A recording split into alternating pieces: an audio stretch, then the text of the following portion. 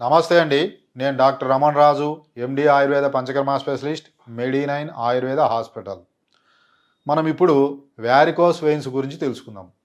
ఇది చాలామంది చూసే ఉంటారు. ముఖ్యంగా మన కాళ్ళకు అంటే మనకు మోకాలు కింది నుంచి కింద మెడిమల వరకు మనకు చాలామందికి ఈ రక్తనాళాలు ఒక పాములాగా లేదంటే ఒక చెట్టుకు చుట్టుకున్నటువంటి తీగలాగా బయటికి కనిపిస్తూ ఈ రక్తనాళాలు చాలామందికి మనం చూస్తుంటాం. ప్రతి ఒక్కరం కూడా ఎప్పుడో ఒకసారి గమనిస్తూ ఉంటాం.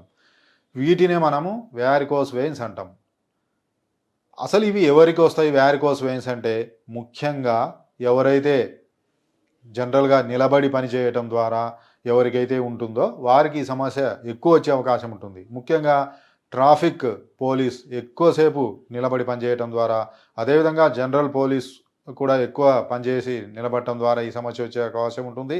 నెక్స్ట్ అగ్రికల్చర్ లేబర్స్ కూడా ఎక్కువ నిలబడి ఉంటే వీరికి కూడా ఈ సమస్య వచ్చే అవకాశం ఉంటుంది. ఇంకా ముఖ్యంగా గుండెకు సంబంధించిన సమస్యతో బాధపడుతున్నవారు, అదేవిధంగా రక్తనాళాల సమస్యతో బాధపడుతున్న వారికి ఈ సమస్య ఎక్కువగా వచ్చే అవకాశం ఉంటుంది. ఇంకా ఎవరైతే సన్నగుంటారో, ప్రోటీన్ అనేది తక్కువ ఉంటుందో వారికి కూడా ఈ సమస్య వచ్చే అవకాశం ఉంటుంది. అసలు ఈ వ్యారికోస్ వెయిన్స్ అంటే ఏంటంటే, మనలో ముఖ్యంగా సిరలు అనేటి మన శరీర భాగాల నుంచి చెడు రక్తాన్ని గుండెకు చేరవేసేటటువంటి రక్తనాళాలు. అందువల్ల ఈ సిరలు అనేటి కింది నుంచి చెడు రక్తాన్ని గుండెకు మనం పంపించటం వల్ల గురుత్వాకర్షణకు వ్యతిరేకంగా గుండెకు పంపు చేయవలసినటువంటి అవసరం ఉండటం వల్ల ఈ సిరల్లో మనకు వాల్వ్స్ అనేవి ఉంటాయి, కవాటాలు అనేవి ఉంటాయి. ఎవరికైతే ఈ కవాటాలు సరిగా క్లోజ్ కావో వారికి ఈ వ్యారికోస్ వెయిన్స్ వస్తాయి.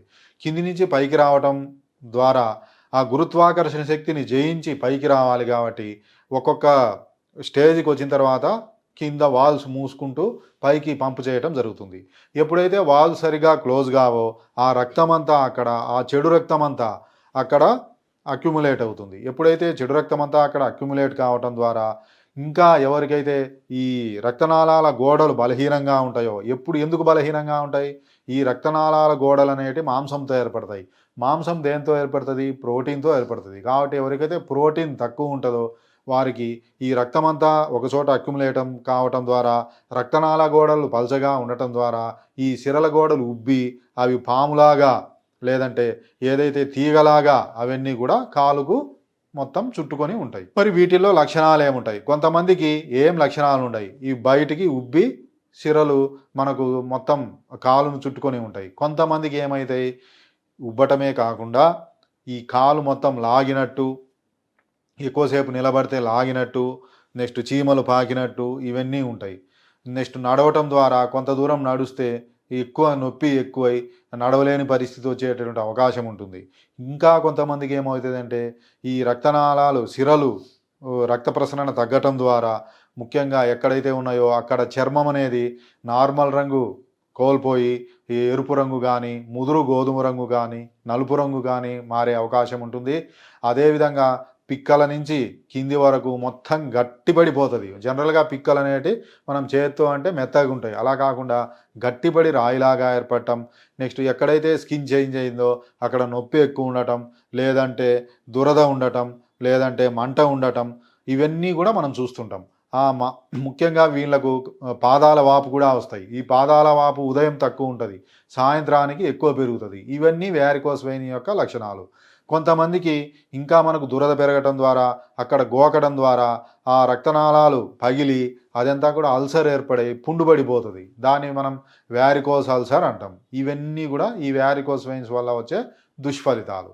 సరే, ఏం లక్షణాలు లేకపోయినా సరే ఈ ఉబ్బినటువంటి సిరలు ఏదైనా సరే దెబ్బ తాకటం ద్వారా ఈ రక్త ప్రవాహం అనేది ఆగదు. ఇంకా రక్తం పూర్తిగా పోయి చాలా ప్రమాదకర స్థితిలోకి వచ్చేటువంటి అవకాశం ఉంటుంది.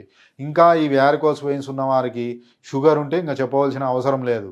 అదంతా కూడా పుండు మానక కొంతమందికి మోకాలు తీసేయటం, లేదంటే తొడల వరకు యాంపుటేషన్ కాలు తీసేయటం, ఇవన్నీ మనం చూస్తుంటాం.